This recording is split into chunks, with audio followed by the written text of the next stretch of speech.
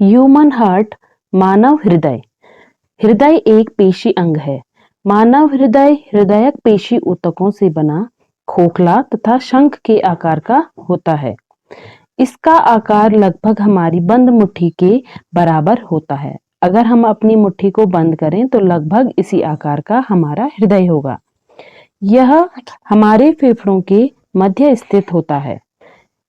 इसका ऊपरी भाग चौड़ा है तथा निचला भाग, जैसा कि आप देख रहे हो, यह नुकीला है, जिससे यह थोड़ा बाईं ओर झुका होता है। तो शरीर के ऊपरी हिस्से में फेफड़ों के मध्य बाईं ओर स्थित है। हृदय दोहरी भित्ति युक्त झिल्ली से घिरा हुआ होता है, जिसे हृदय आवरण कहते हैं। दोनों सतह के मध्य एक द्रव भरा होता है, जिसका कार्य होता है हृदय को बाहरी घातकों से रक्षा करना उसकी, तथा घर्षण से भी हृदय को बचाना है। तो चलिए, हृदय का मुख्य कार्य क्या होता है? रक्त को पंप करना। तो इसके लिए हमने जो पहली हमारी सबसे पहले जब हम भोजन करते हैं तो उसके बाद हमारा भोजन पाचित होकर के ग्लूकोज में विखंडित हो जाता है। यह ग्लूकोज कोशिकाओं तक पहुंचाया जाता है और इस ग्लूकोज के विखंडन से ही हमें ऊर्जा की प्राप्ति होती है। हमने श्वसन को पढ़ा है कि श्वसन दो प्रकार का होता है, वायुवीय श्वसन और अवायवीय श्वसन। जो वायुवीय श्वसन होता है उसमें से ग्लूकोज, पहले तो कोशिका द्रव्य में ग्लूकोज का विखंडन पायरुवेट में होता है और उसके बाद पायरुवेट ऑक्सीजन की सहायता से टूटकर कार्बन डाइऑक्साइड, जल और हमें ऊर्जा प्रदान करता है। तो जो ये फेफड़े होते हैं वे क्या करते हैं कि जो हमारा रुधिर है, ब्लड है, उसमें से कार्बन डाइऑक्साइड, मतलब रुधिर को साफ करने का काम करते हैं। उसमें से कार्बन डाइऑक्साइड को बाहर और ऑक्सीजन को अंदर भेज देते हैं। ठीक है, तो अब हम चलते हैं कि जो ये परिसंचरण तंत्र है, इस रुधिर को आगे किस प्रकार से पूरे शरीर को पंप किया जाए। तो हृदय एक अंग है जिस परिसंचरण तंत्र मुख्य 3 भागों से मिलकर बना है। सबसे पहला हृदय, दूसरा रुधिर और तीसरा वाहिकाएं। हमारा रुधिर या जिसे ब्लड कहते हैं, ब्लड को ऑक्सीजन और कार्बन डाइऑक्साइड दोनों को ही वहन करना होता है। अतः ऑक्सीजन प्रचुर रुधिर को कार्बन डाइऑक्साइड युक्त रुधिर में मिलने से रोकने के लिए हमारा हृदय कई कोष्ठों या चैम्बर में बटा होता है। तो मानव का हृदय 4 कोष्ठ युक्त होता है। ऊपर के जो कोष्ठ होते हैं उन्हें आलिंद कहते हैं और नीचे के 2 कोष्ठों को निलय कहते हैं। आलिंद को इंग्लिश में एट्रियम या एट्रिया कहते हैं और निलय को इंग्लिश में वेंट्रिकल कहते हैं। अब आप आसानी से समझ सकते हैं कि यदि कोई व्यक्ति इस प्रकार से हमारी तरफ मुंह करके खड़ा हो तो उसका ये वाला भाग लेफ्ट होगा और इधर वाला हिस्सा राइट होगा।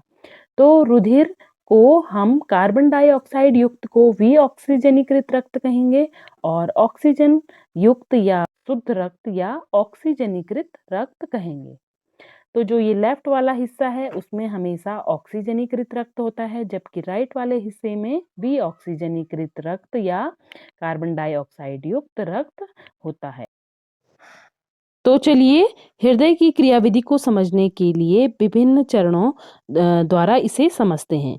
तो सबसे पहला चरण यह है कि जो ऑक्सीजन युक्त रुधिर होता है वो फेफड़ों से हृदय में बाईं ओर स्थित कोष्ठ बाएं आलिंद फुफ्फुस सिराओं के माध्यम से आता है। इस रुधिर को इकट्ठा करते समय बायां आलिंद शिथिल रहता है और जब ये बाएं निलय में जाता है तो बायां निलय फैल जाता है और तब बायां आलिंद संकुचित हो जाएगा और सारा का सारा ब्लड आलिंद से निलय में चला जाएगा। इस प्रकार से जब बाएं निलय से ऑक्सीजनीकृत रुधिर को पूरे शरीर में ले जाना होता है तो निलय संकुचित हो जाएगा और उस समय ये आलिंद फिर से फैल जाएगा। ठीक है, अब इन दोनों के मध्य एक वॉल्व लगी होती है जिससे निलय का रुधिर पुनः वापस आलिंद में ना जा सके। अब इसमें दूसरा चरण दाएं भाग की ओर चलते हैं। तो जो दायां आलिंद है वो शरीर से विऑक्सीजनीकृत रुधिर को एकत्र करता है महाशिरा द्वारा। तो शरीर के ऊपरी तथा निचले हिस्से से महाशिरा द्वारा कार्बन डाइऑक्साइड युक्त रुधिर दाएं आलिंद में आता है। उस टाइम ये दायां आलिंद फैला हुआ होता है। अब दाएं आलिंद से जब रुधिर को दाएं निलय में भेजा जाता है तब ये संकुचित हो जाता है और दायां निलय फैल जाता है।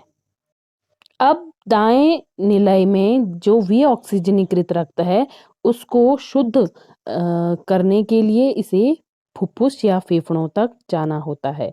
तो दाएं निलय जब संकुचित होता है तो इसका सारा रुधिर फुफ्फुस या फेफड़ों को फुफ्फुस धमनियों द्वारा फेफड़ों तक ले जाया जाता है। यहाँ पर भी दाएं आलिंद तथा दाएं निलय के मध्य वाल्व लगे होते। तो इन वाल्वों का काम होता है जब निलय संकुचित होते हैं तो ये वाल्व बंद हो जाते हैं जिससे उल्टी दिशा में रुधिर के प्रवाह को रोका जा सके। हृदय में निलयों की भित्ति अपेक्षाकृत आलिंदों से मोटी होती है क्योंकि निलयों में जो रुधिर होता है उसको एक फोर्स के साथ शरीर को भेजना होता है। तो इस प्रकार हमारा हृदय कार्य करता है। हृदय का कार्य क्या है कि शरीर से विऑक्सीजनीकृत रक्त को एकत्र करना तथा उसको फेफड़ों को भेजना। दूसरा कार्य कि फेफड़ों में जो रक्त ऑक्सीजनीकृत होकर आता है उसे एकत्र करना और उसको शरीर के संपूर्ण भागों तक पहुंचाना। तो इसमें इतना ही जानेंगे। अगली वाली वीडियो हमारी रक्त, उसके प्रकार और उसके कार्यों के बारे में होगी। लाइक, शेयर और subscribe my channel. Thank you.